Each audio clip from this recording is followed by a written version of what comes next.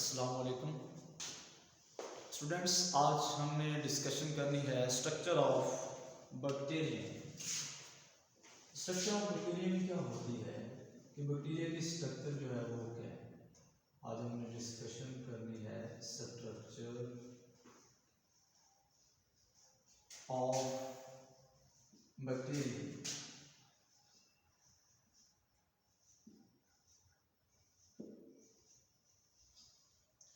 यानी बैक्टीरिया का स्ट्रक्चर जो है वो किस तरह का होता है। आज हमने बैक्टीरिया का स्ट्रक्चर जो है ये डिस्कशन करनी है कि बैक्टीरिया का स्ट्रक्चर जो है वो क्या है, इसमें कौन से उसके पार्ट्स हैं, उसके अंदर जो है वो उसका सेल वॉल है, कैप्सूल है, ये सारी चीज़ें हमने इसकी जो है वो ड्रा करनी है। तो फर्स्ट ऑफ ऑल हम देखते हैं इसकी आउटर बाउंड्री ड्रा करते हैं। तो इसकी आउटर बाउंड्री जो है वो कुछ कैप्सूल नुमा साखत होती है, जिसकी वजह से इसको कहा जाता है कि ये एक कैप्सूल नाम इसका टर्म जो है वो ऐड कर देंगे कि आउटर बाउंड्री का नाम कैप्सूल है। और उसके बाद इसकी जो इनसाइड स्ट्रक्चर है, इनसाइड ये एक मैं लाइन ड्रा कर रहा हूँ।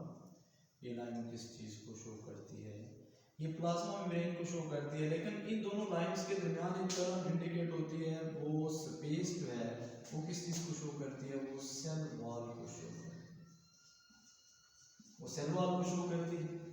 और ये वाली लाइन इसके जो इनसाइड मैंने ड्रा की है ये प्लाज्मा मेम्ब्रेन को शो करती है। ये किस चीज़ को शो कर रही है, प्लाज्मा मेम्ब्रेन को शो कर रही है, प्लाज्मा मेम्ब्रेन को शो करती है ये वाले। और उसके बाद हम देखते हैं यहाँ पे कुछ इस तरह के स्ट्रक्चर्स हमें नजर आते हैं। ये वाले जो इनके लिए टर्म यूज की जाती है, इनके लिए टर्म यूज करते हैं फ्लैजेला। फ्लैजेला की टर्म जो है यूज की जाती है। और इसी तरह सेल जो प्लाज्मा मेम्ब्रेन है, यहाँ पे कुछ छोटे छोटे स्ट्रक्चर्स इस तरह के नजर आते हैं, हियर लाइक स्ट्रक्चर नजर आते हैं। ये अल्ट्रा स्ट्रक्चर है बैक्टीरिया का। उसी तरह ये छोटे छोटे स्ट्रक्चर्स होते हैं, ज़्यादा बड़े जो हैं वो नहीं होते। और इनको कहा जाता है पिलस। इनके लिए टर्म जो यूज होती है वो टर्म यूज होती है पिलस। पिलस टर्म यूज होती है। इसके लिए प्लूरल लफ्ज जो है वो पिलाई भी यूज करते हैं। और इसके इनसाइड जो ये यूनिसेलुलर है, तो एक सेल पर मुश्तमिल है। अब सेल के अंदर कुछ चीज़ें मौजूद हैं, एक फ्लूइड लाइक मटेरियल भी मौजूद है। उस मटेरियल का नाम क्या है, साइटोप्लाज्म। उस मटेरियल के लिए टर्म जो यूज की गई है वो साइटोप्लाज्म है, वो टर्म साइटोप्लाज्म यूज की गई है। प्लाज्म, साइटोप्लाज्म, सेल के अंदर जो फ्लूइड लाइक मटेरियल मौजूद होते हैं। अब इसके अलावा कुछ और चीज़ें भी हैं, जिस तरह ये एक हमारे पास इस तरह का स्ट्रक्चर हमें मिलेगा क्वाइल नुमा। तो इसको हम डीएनए बोलते हैं। इसके लिए टर्म जो है वो कौन सी यूज हुई है, डीएनए इसको बोला जाता है। कि ये बैक्टीरियम का क्या डीएनए। और जिस जगह पे ये डीऑक्सीराइबोन्यूक्लिक एसिड पड़ा हुआ है उसको हम बोलते हैं, उस पार्ट के लिए लफ्ज यूज होता है न्यूक्लियाइड। उस पार्ट को न्यूक्लियाइड बोलते हैं। और इसी तरह फिर हमें एक यहाँ पे स्ट्रक्चर कुछ इस तरह को देखने को मिलता है। इस तरह का स्ट्रक्चर भी हमें एक नजर आता है। और उस स्ट्रक्चर्स को हम बोलते हैं मीजोसोम। उस स्ट्रक्चर के लिए लफ्ज यूज हुआ है इसकी टर्मिनोलॉजी के अंदर, स्ट्रक्चर ऑफ बैक्टीरियम के लिए मीजोसोम, उसके लिए लफ्ज यूज किया गया है मीजोसोम। ठीक है, मीजोसोम। और इसी तरह डीएनए की तरह का कुछ एक अजाफी स्ट्रक्चर मौजूद होता है, वो हमें कुछ इस तरह का पिचका सा कलर होता है। इस तरह के बहुत सारे स्ट्रक्चर मौजूद होते हैं जब हम इसकी माइक्रोस्कोपिक स्टडी करते हैं बैक्टीरिया की। तो इसके लिए लफ्ज ये डीएनए का कुछ पार्ट होता है डीएनए के अलावा। तो यानी इसके लिए लफ्ज यूज किया गया है हमारे पास प्लाज्मेट। इसके लिए टर्म यूज की गई है प्लाज्मेट। इसके लिए टर्म प्लाज्मेट जो है यूज की गई है। और फिर यहाँ पे एक और स्ट्रक्चर कुछ हमें बिल्कुल जिस तरह एक स्प्रिंग होता है इस तरह का भी नजर आता है। उसके लिए टर्म यूज की गई है पॉलीराइबोसोम। उसके लिए लफ्ज यूज किया गया है पॉलीराइबोसोम। पॉलीराइबोसोम लफ्ज जो है यूज किया गया है। और फिर यहाँ पे कुछ स्ट्रक्चर जो है वो इस तरह का भी है, हमें इस तरह के डॉट डॉट डॉट डॉट जो है कहीं कहीं पे नजर आते हैं। तो इनके लिए लफ्ज जो है इंक्लूजन इस्तेमाल किया गया है। इनके लिए वर्ड जो टर्मिनोलॉजी यूज की गई है उसको बोला जाता है इंक्लूजन। तो ये सारी टर्मिनोलॉजी किस किस के मतलब है? स्ट्रक्चर ऑफ बैक्टीरियम जो कि माइक्रोबायोलॉजी का एक टॉपिक है। इसमें ये अल्ट्रास्ट्रक्चर हमने देखा है कि बैक्टीरिया के अंदर कौन कौन से पार्ट्स हैं। इसको हम वन बाय वन करके डिस्कस करेंगे।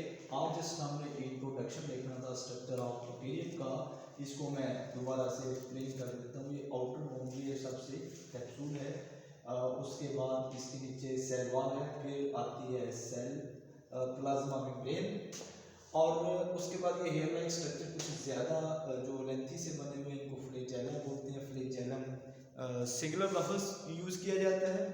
और फिर छोटे छोटे स्ट्रक्चर जो प्लाज्मा मेम्ब्रेन में से निकलते हैं उनको हेयर लाइक, उनके लिए लफ्ज यूज़ किया गया है पिलस या पिलाई। वर्ड जो है प्लूरल इसके लिए हम यूज़ करते हैं। और फिर डीएनए के अलावा कुछ मटेरियल एक मौजूद होता है जो कि इस तरह का पिचकस है, इसको हम प्लाज्मिड बोलते हैं। और साइड में हमें कुछ एक स्ट्रक्चर इस तरह का क्वाइमा जो नजर आता है, इसको हम लिसोसोम बोलते हैं।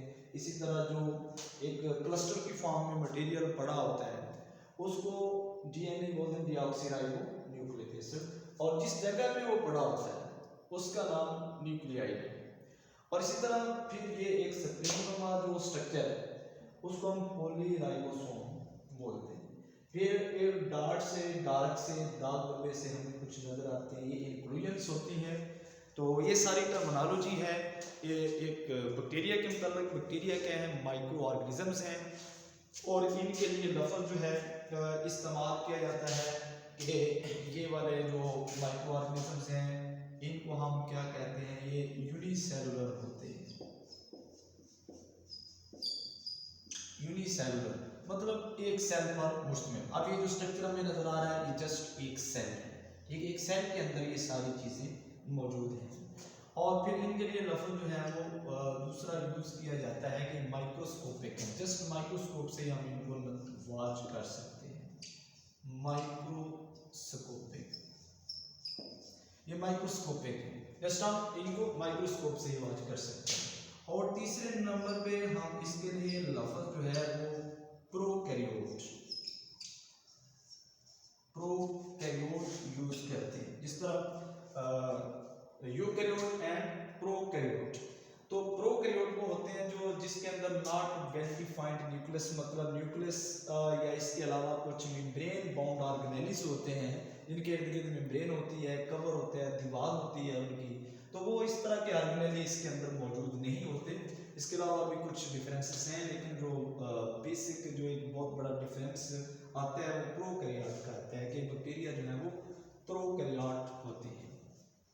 और इनको ये भी समझा जाता है डिसेंडेंट्स ऑफ अर्लीस्ट लाइफ। दूसरा इनके लिए लफ्ज जो है वो यूज करते हैं descendants of earliest life. Descendants of earliest life. In earliest life के ये डिसेंडेंट्स हैं, मतलब पहले से ये मौजूद हैं, जो पहले जिंदगी जो है वो मौजूद है। तो ये माइक्रो ऑर्गेनिजम्स पहले से मौजूद हैं जब से लाइफ जो है वो चल रही है। तो इनके बारे में 4 वर्ड हैं। इनके बारे में राइट समथिंग अबाउट बैक्टीरिया, तो हम ये चीज़ अगर लिख दें, यूनिसेलुलर है, माइक्रोस्कोपिक ऑर्गेनिजम्स हैं, प्रोकैरियोट हैं, डिसेंडेंट्स ऑफ अर्लीस्ट लाइफ हैं, और उसके बाद इसका स्ट्रक्चर जो है ये बना दिया जाए। It is enough for this. Thank you for this watching video.